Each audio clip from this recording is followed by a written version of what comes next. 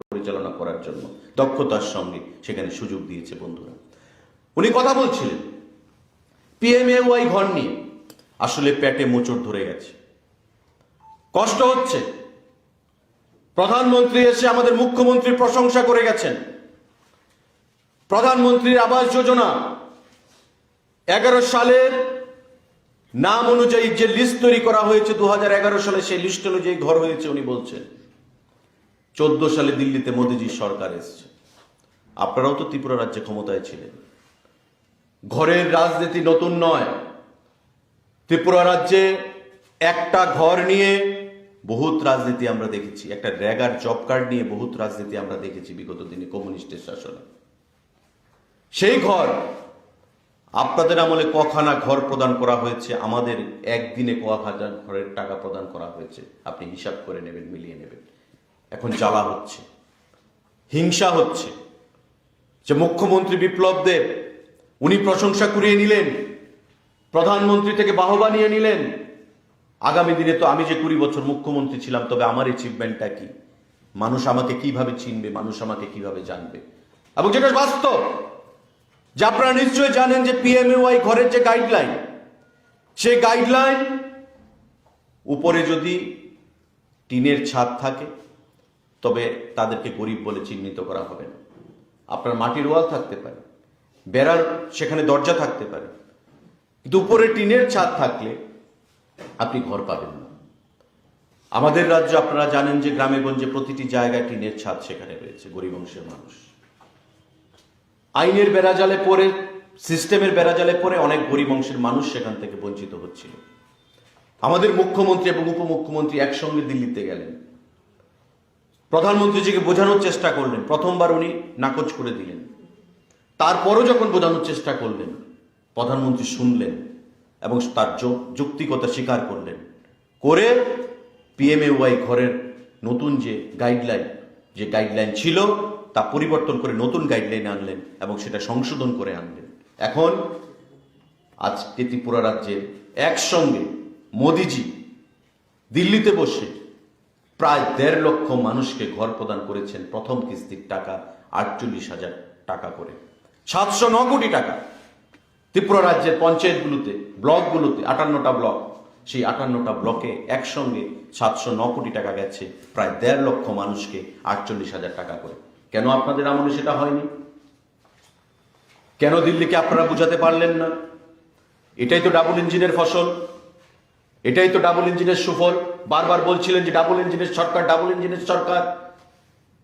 ত্রিপুরার বাইরে এমন একটা ভাব দেখাতে চাইছেন যে ত্রিপুরা রাজ্যে যেটা হয়েছে সব আপনার গুণ, আপনার ক্রেডিট, বিজেপির কোনো ক্রেডিট নেই। আজকে ডাবল ইঞ্জিনের সরকারটা রয়েছে বলেই 709 কোটি টাকা ত্রিপুরা রাজ্যে একসঙ্গে এসছে। ডাবল ইঞ্জিনের সরকারটা রয়েছে বলেই পিএমএওয়াই যে গাইডলাইন সেখানে শিথিল করা হয়েছে। ডাবল ইঞ্জিনের সরকারটা রয়েছে বলেই 48,000 টাকা করে প্রথম কিস্তি দেওয়া হচ্ছে। বলছেন যে এই টাকা দিয়ে ঘর হয় নাকি? আপনার লজ্জা হয় না? বিগত দিনে যখন মুখ্যমন্ত্রী ছিলেন এই বিষয়গুলো নিয়ে দিল্লির সঙ্গে কথা বলেননি? আমাদের সরকার 70,000 টাকা করে গ্রামীণ ব্যাংকের সঙ্গে কথা বলে সেখানে লোন পাওয়ার ব্যবস্থা করে দিচ্ছে। কেন আপনি সেই উদ্যোগটা নিলেন না? আপনার আমলে কত হাজার ঘর পেয়েছে? 50,000-এর বেশি হবে না, ফিগারটা 50,000-এর বেশি হবে না। আর আজকে আমরা একসঙ্গে প্রায় 1.5 লক্ষ ঘরের সেখানে স্যাংশন দিয়েছি, অনুদান দিয়েছি এবং বলেছে কেন্দ্রীয় সরকার যে অ্যানেক্সার ডি তৈরি করো।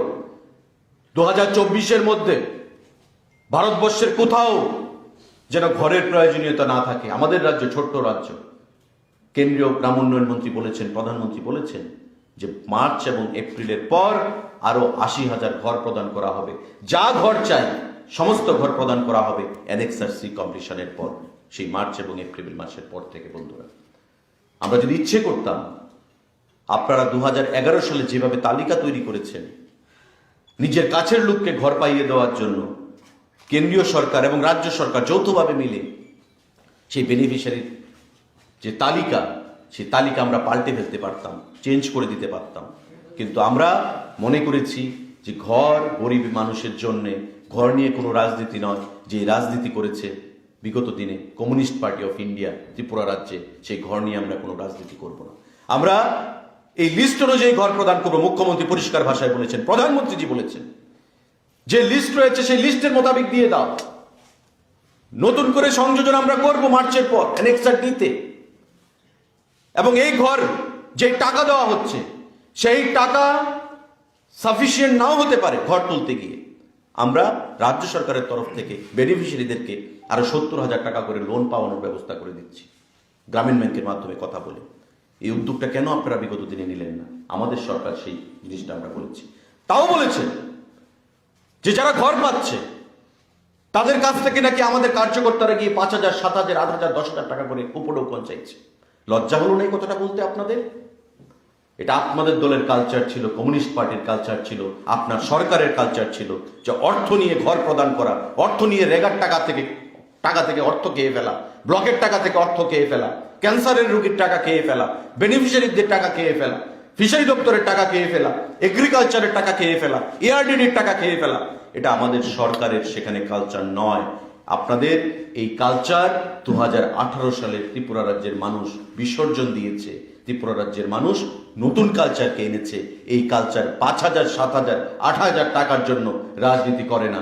আমরা যেটা মোদিজি বলেছেন, সবকা সাথ, সবকা বিকাশ, সবকা বিশ্বাস, সবকা প্রয়াস, ওই কালচার নিয়ে আমরা রাজনীতি করতে চাইছি। 5,000, 7,000, 8,000 টাকা দিয়ে ঘর প্রদান করেছে। একটা উদাহরণ দেবেন মাননীয় প্রাক্তন মুখ্যমন্ত্রী, যে ওনার কাছে একটা উদাহরণ রয়েছে যে ওনার কাছ থেকে 5,000 টাকা চেয়ে আমাদের কোনো কার্যকর্তা ঘর প্রদান করেছে? একটা উদাহরণ দিতে পারবেন না। বলতে হবে প্রধানমন্ত্রীর ভাষণের বিরোধিতা করতে হবে, হতাশায় ভুগছেন, আবার মুখ্যমন্ত্রী হতে চাইছেন, 23-এ আসতে পারবেন না, বুঝে গেছেন। এতদিন স্লোগান তুলেছিলেন মানুষের সমর্থন নেই এই সরকারের প্রতি। এখন পৌর নির্বাচনের রেজাল্ট দেখেছেন, গতকাল জনঢল দেখেছেন, বুঝতে পেরেছেন, প্রত্যক্ষ করেছেন যে আমরা যতই চেষ্টা করি না কেন, যতই তৃণমূলের সঙ্গে পৌর নির্বাচনে রফা করার চেষ্টা করি না কেন 5খানা ওয়ার্ডে, মানুষ তো আমাদেরকে বর্জন করেছে। মিলিজুলি রাজনীতি কংগ্রেসের সঙ্গে যতই করেছি ত্রিপুরা রাজ্যে করে, ক্ষমতায় ছিলাম, দোস্তি কুস্তি করে, মানুষ তো আর সেই দোস্তি কুস্তিকে মেনে নিচ্ছে না। আগামী দিনে সারা দেশে কংগ্রেসেরও ঘুরে দাঁড়ানোর সম্ভাবনা নেই, কমিউনিস্ট পার্টিরও ঘুরে দাঁড়ানোর সম্ভাবনা নেই। তাই রাজ্যে যতক্ষণ বিজেপি সরকার রয়েছে আমার মুখ্যমন্ত্রী হওয়ার হবে না। সুতরাং হতাশাগ্রস্ত হয়ে গেছেন, প্রহ্লাদ বলছেন, বিগত দিনের ওনার ইতিহাসটা ভুলে গেছেন, বিদ্যাজ্যোতি স্কুল নিয়ে কথা বলছেন। রাজ্য সরকার পরিষ্কার ভাষায় বলেছে যে কোনো প্রাইভেটাইজেশন নয়, রাজ্য সরকার তার নিজস্ব আয় থেকে, নিজস্ব কোষাগার থেকে 500 কোটি টাকা ইনভেস্ট করবে বিদ্যাজ্যোতি প্রকল্পে।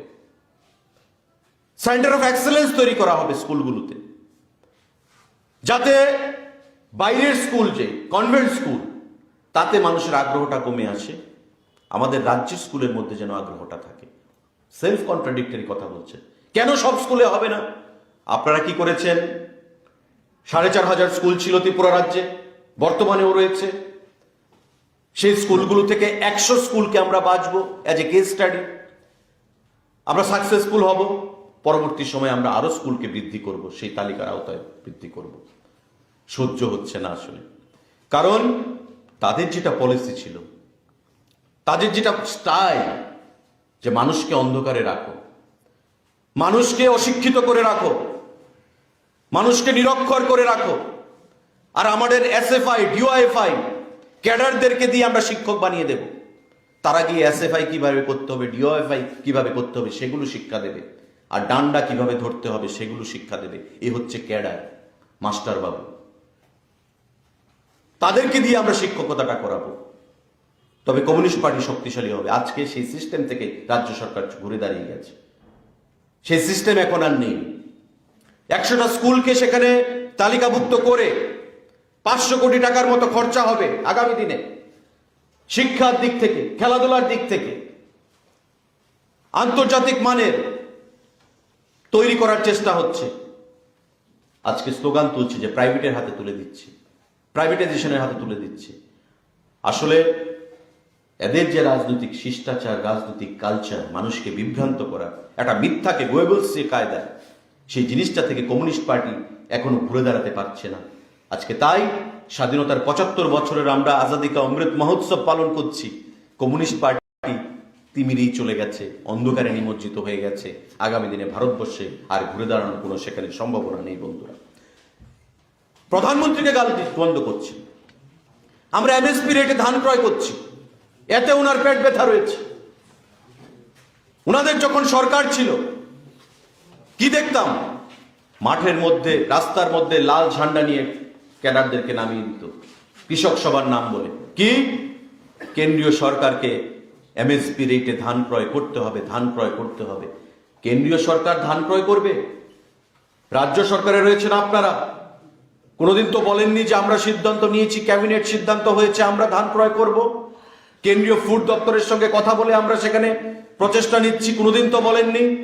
রাজ্য সরকারের কৃষক, রাজ্যের কৃষক কৃষিকাজে সেখানে আন্তরিকতা বা কৃষিকাজে উৎসাহ হারিয়ে তারা ফেলেছিল। অধিকাংশ জায়গায় আমরা দেখতাম ক্ষেতগুলো যে রয়েছে, ধানের যে চাষি, ধান জমিগুলো, সেগুলো খালি পড়ে থাকতো, ধান চাষ হতো না। আমাদের সরকার গঠিত হওয়ার পর আমাদের নির্বাচনী ভিশন ডকুমেন্টের যে প্রতিশ্রুতি, সেই প্রতিশ্রুতি অনুযায়ী আমরা বলেছি যে আমরা এমএসপি রেটে ধান ক্রয় করব কৃষকদের কাছ থেকে বছরে 2 বার। এবং সরকারে আসার পর প্রথম যে সিদ্ধান্তগুলো নেওয়া হয়েছিল তার মধ্যে একটা উল্লেখযোগ্য সিদ্ধান্ত ছিল এমএসপি রেটে ধান ক্রয় করা। এবং আজকে কৃষকরা গিয়ে দেখুন, প্রতিটা কৃষকের পরিবারে সেখানে আনন্দ, প্রতিটা কৃষকের মুখে হাসি ফুটেছে। এবারেও আমরা প্রায় 20,000 মেট্রিক টন আমরা ধান ক্রয় করব এই রবি মরশুমে কৃষকদের কাছ থেকে। 20,000 মেট্রিক টন ধান 19 টাকা 40 পয়সা রেটে কৃষকদের কাছ থেকে। বন্ধুরা, কেন আপনারা কিনতে পারলেন না? এটা আপনাদের ব্যর্থতা নয়, এটা ডাবল ইঞ্জিনের সুফল নয়। কৃষকদের কাছ থেকে এমএসপি রেটে 19 টাকা 40 পয়সা ধরে আমরা ধান ক্রয় করছি এবং প্রতি সিজনে বছরে 2 বার ধান ক্রয় হচ্ছে। প্রতি সিজনে ধানের রেটটা বৃদ্ধি পাচ্ছে, এমএসপি প্রাইস বৃদ্ধি পাচ্ছে। লজ্জা হয় না আপনাদের বলা? গরিব দরিদ্র সরকার বলতেন, কৃষক দরিদ্র সরকার বলতেন। আমরা সিদ্ধান্ত নিয়েছি কৃষকদের কাছ থেকে ধান ক্রয় করার। মোদিজি রয়েছে, আমরা নিয়েছি, বিপ্লব দেব সিদ্ধান্ত নিয়েছে। এটা ডাবল ইঞ্জিনের সুফল। বিগত দিনে আপনি সেই সুফল দিতে পারেননি। বন্ধুরা, লজ্জা থাকা দরকার। পিএম কিষান আমাদের রাজ্যে গত 3 দিন আগে 44 কোটি টাকা এসছে কৃষকদের অর্থনীতিকে স্ফীত করার জন্য। একটা কৃষক থেকে শুধু ধান ক্রয় করা নয়, ধান চাষ করা থেকে শুরু করে ধান বিক্রি পর্যন্ত যতটা পদক্ষেপ রয়েছে, যতটা স্টেপ রয়েছে, প্রতিটা স্টেপে কেন্দ্রীয় সরকার এবং রাজ্য সরকার কৃষকদের পাশে দাঁড়িয়ে তাকে স্বাবলম্বী করছে, আত্মনির্ভর ভারত তৈরি করছে, আত্মনির্ভর ত্রিপুরা তৈরি করছে, যেটা মোদিজি বলেছেন। এটাই ডাবল ইঞ্জিনের সুফল। বন্ধুরা, পিএম কিষান আমাদের রাজ্যে গত 3 দিন আগ পর্যন্ত প্রায় 400 কোটি টাকা এসছে। লাস্ট ইনস্টলমেন্ট, যেটা 3 দিন আগে কেন্দ্রীয় সরকার থেকে মোদিজি প্রদান করেছেন, প্রায় 44 কোটি টাকা। তার আগে 365 কোটি টাকা এসছে। 2,35,000 কৃষক সেখানে বেনিফিটেড হচ্ছেন আমাদের রাজ্যে ডাইরেক্টলি। কোনো মিডলম্যান নেই, কোনো কমিশন বাণিজ্য নেই, ডাইরেক্ট কৃষকের অ্যাকাউন্টে টাকা চলে যাচ্ছে দিল্লি থেকে। প্রায় 400 কোটি টাকার উপর ত্রিপুরা রাজ্যে গেছে, গ্রামীণ অর্থনীতিকে স্ফীত করেছে। পিএমএওয়াই ঘরে 709 কোটি টাকা এসছে, গ্রামীণ অর্থনীতিকে স্ফীত করছে, ডাইরেক্ট অ্যাকাউন্টে টাকা যাচ্ছে। লজ্জা লাগে না আপনাদের বলতে? ডাবল ইঞ্জিনকে নিয়ে কটূক্তি করছেন। আপনাদের সরকারের আমলে এই জিনিসগুলো কেন আমরা দেখতে পাইনি? কেন কৃষকদের কাছ থেকে ধান ক্রয় করা হয়নি? কেন পিএমওয়াই ঘরে ডাইরেক্ট টাকা প্রদান করা হয়নি? কেন একটা ঘরের জন্য মানুষকে মিছিল মিটিংয়ে লম্বা লাইন করতে হতো, পার্টি অফিসে ভিড় জমাতে হতো? মাননীয় প্রাক্তন মুখ্যমন্ত্রী জবাব দেবেন কি? সাংবাদিক সম্মেলন করার জন্য, নিজের অস্তিত্বটাকে জাহির করার জন্য প্রধানমন্ত্রীকে নিজের সমকক্ষ ভেবে ফেললেন। রাজনৈতিক দেউলিয়াপনার এর থেকে বড় উদাহরণ আর রয়েছে বলে আমরা মনে করি না। ভারতীয় জনতা পার্টি আমরা তীব্র ভাষায় তার ধিক্কার জানাই, তার নিন্দা জানাই এবং আগামী দিনে এই যে ইস্যুগুলো নিয়ে উনি কথা বললেন, সেই ইস্যুগুলো কেন বিগত দিনে হয়নি?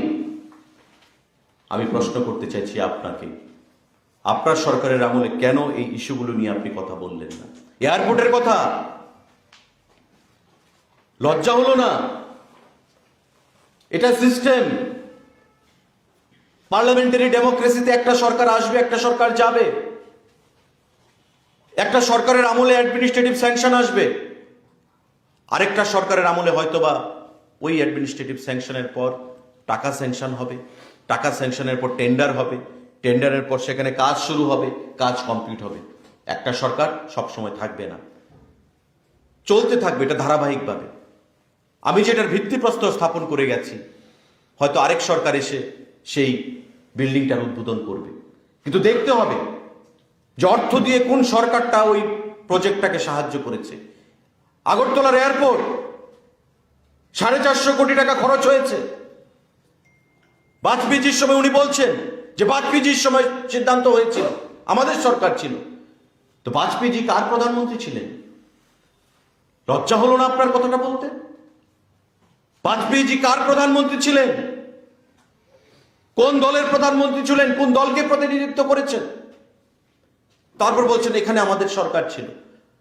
আপনাদের সরকার আসার পর 2014 সালে যখন দিল্লিতে মোদিজির সরকার আসে, তারপর থেকে এই এয়ারপোর্টের কাজ ত্বরান্বিত হয়েছে। যদি আপনাদের সরকার থাকতো, আগরতলায় এয়ারপোর্ট গতকাল হয়তো মোদিজির হাত দিয়ে শুভ উদ্বোধন হতো না। এটাতেও দুর্নীতিতে নিমজ্জিত হতে হতো রাজ্য সরকারকে। কেন্দ্রীয় সরকারের কাজ 450 কোটি টাকা সেখানে খরচ হয়েছে। আন্তর্জাতিক মানের বিমানবন্দর হয়েছে। আমাদের রাজ্যের নর্থ ইস্টের মানুষের কাছে এটা বিশাল পাওনা, এটা বড় পাওনা বলে আমরা মনে করি।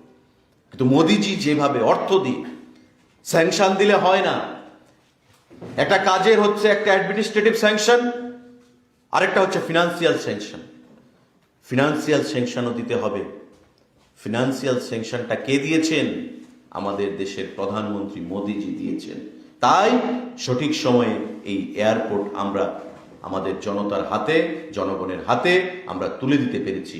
বড় বড় কথা বলছেন পার্টি অফিসে বসে, লজ্জা থাকা দরকার আপনাদের। ত্রিপুরাকে 25 বছর ক্ষমতায় থেকে 50 বছর পিছিয়ে দিয়েছেন আপনারা। আজকে ব্রডব্যান্ড যে হীরা মডেলের কথা আমাদের মোদিজি বলে গেছেন, কালকে উনি বলেছেন যে আমি হীরা বলেছি। হীরা মানে কি? Highways. H stands for highways, I stands for internet, R stands for railways, A stands for airways। আজকে মিলিয়ে নিন আপনাদের বাস্তবিক জীবনে। হাইওয়েজ কতটা আমাদের জাতীয় সড়ক ছিল, আজকে কতটা জাতীয় সড়ক হয়েছে। নীতিন গাডকারির কথা বললেন যে মঞ্চে আমি ছিলাম, নীতিনজিও ছিলেন, আমার ভাষণের পর নীতিনজি রাজি হয়ে গেলেন। অর্থটা কে দিয়েছে? মোদিজি দিয়েছে।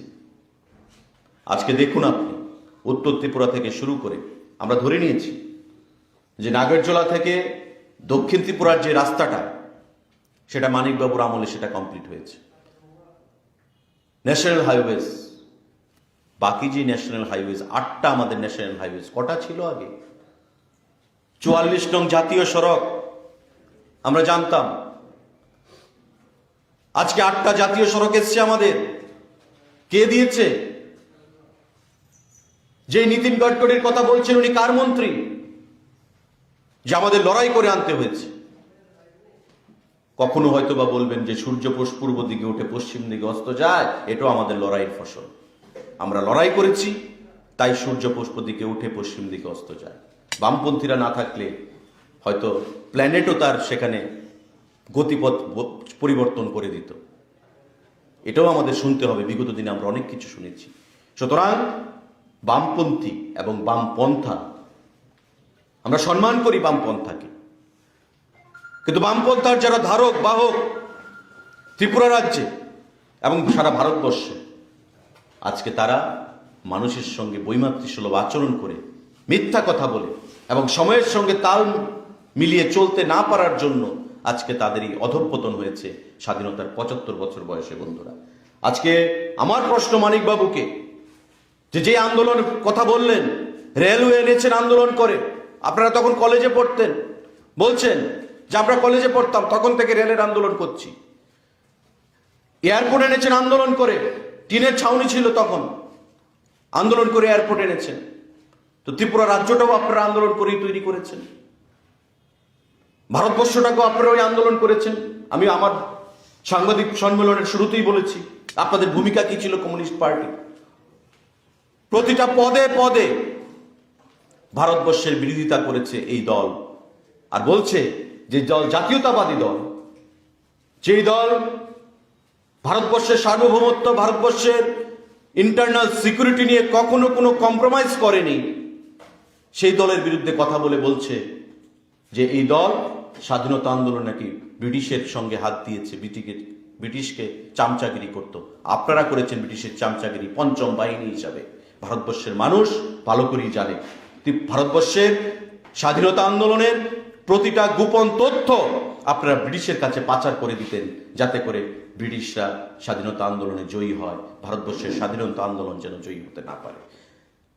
স্বাধীনতা হলো ইএমএস নাম্বুদ্রিপাদ বিটি রণদ্বীপেরা বললেন ই আজাদি ঝুটা হয় পশ্চিমবাংলার রাজপথে। আমি সেটা বলেছি আপনাদেরকে, মানুষ হারে হারে টের পেয়েছে বামপন্থীরা কি ভারতবর্ষে। সুতরাং স্বাধীনতার 75 বছর পরেও বামপন্থীদেরকে মানুষ প্রত্যাখ্যান করেছে।